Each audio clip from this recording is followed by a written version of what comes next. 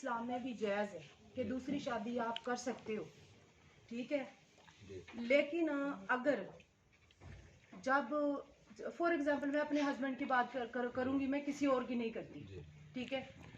جب وہ اس قابل نہیں تھا، اس کے پاس سائیکل تھی، تو کوئی رشتہ دار سلام دعا لے کے بھی خوش نہیں تھا، ٹھیک ہے، جیسے ہی اس کے پاس پیسہ آتا ہے، ٹھیک ہے، وہ مطلب کہ ایسی سچویشن میں آ جاتا ہے کہ وہ ماشاءاللہ دنیا کو لے کے چلتا ہے، ٹھیک ہے، پھر اپنے ہی رشتہ داروں کی عورتیں، ٹھیک ہے، پہلے ایک آتی ہے، پھر دوسری آتی ہے، پھر تیسری آتی ہے،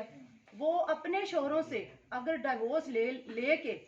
اس سے شادی کرنا چاہیں تو کیا اسلام میں یہ جائز ہے کہ وہ اپنا گھر خراب کر کے اپنے بچوں کو چھوڑ کے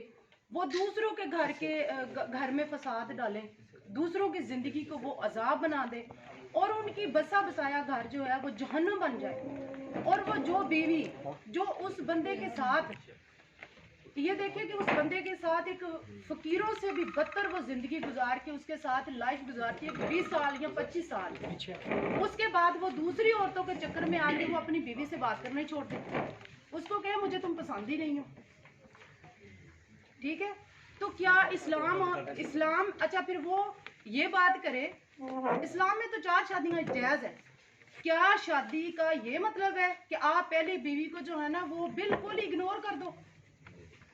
دیکھیں وہ تو طے شدہ ہے نا، قرآن نے جہاں 2 3 4 کی بات کی ہے وہاں تو شرط بیان کی ہے کہ چاروں کے برابر حقوق ہوں، ایسا کرنا کہ دوسری کے بعد پہلی کو اگنور کر دینا یا اس کو کہنا مجھے تم پسند نہیں، تو حرام ہے، ناجائز ہے، یہ تو اگر بیلنس کے ساتھ نہیں چلتا تو نبی صلی اللہ علیہ وسلم نے فرمایا جس کی 2 زوجات تھیں، بیویاں تھیں، اور اس نے برابری نہیں کی تو قیامت میں آدھا دھڑ اس کا فالج زدہ ہوگا، اللہ اس کو دکھا دیں گے دنیا کے سامنے۔ دوسرا، کوئی آدمی میرڈ اگر کوئی طلاق یافتہ لڑکی کوئی میرڈ لڑکی دولت کی وجہ سے اس کی طرف آتی ہے تو وہ تو حرام ہے، ناجائز ہے، اس کو تو کسی کو طلاق دلوانا یا ذرا بھی مشورہ دینا کسی میرڈ لڑکی کی طرف جانا یہ تو ناجائز ہے نا، یعنی آپ یوں سمجھیں کہ ایک آدمی چوری کے جوتوں میں اور چوری کے کپڑوں میں نماز پڑھ رہا ہے تو ہم تو نہیں اس کو اپریشیٹ کریں گے نا کہ ناجائز کر کے کر رہا ہے، پہلے اس کے لیے باوضو بھی تو ہے نا، نماز وضو کر کے ہوتی ہے، جی سر، تو وہ چرس پی کے یا ہیروئن پی کے تو نہیں ہوتی نماز، تو یہاں بھی ایسے ہی ایک مقدس کام ہے تو اس کو مقدس طریقے سے کیا جائے گا تو معاشرے میں اس کے اچھے فوائد ظاہر ہوں گے، اور اگر کوئی اپنی ٹھڑک پوری کر رہا ہے، غلط طریقے سے کر رہا ہے اور پہلی وائف کو اس طرح کی بات کرتا ہے، بیلنس نہیں کرتا، تو یہ تو قرآن نے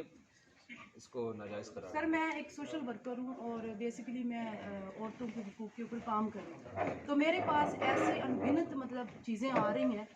کہ وہ صرف دولت کی خاطر، اور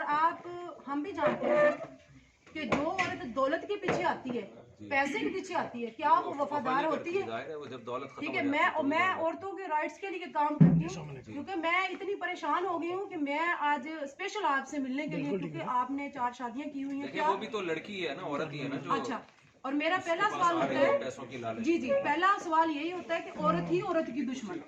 ٹھیک ہے، مرد کبھی عورت کا سر دشمن نہیں ہوا، اگر آپ کسی بندے کے ساتھ پیسے کی خاطر آ رہی ہے تو کیا وہ پیسہ اگر اس کے پاس نہیں رہے گا تو پھر کیا بنے گا؟ بھاگ جائے گی۔ بھاگ جائے گی۔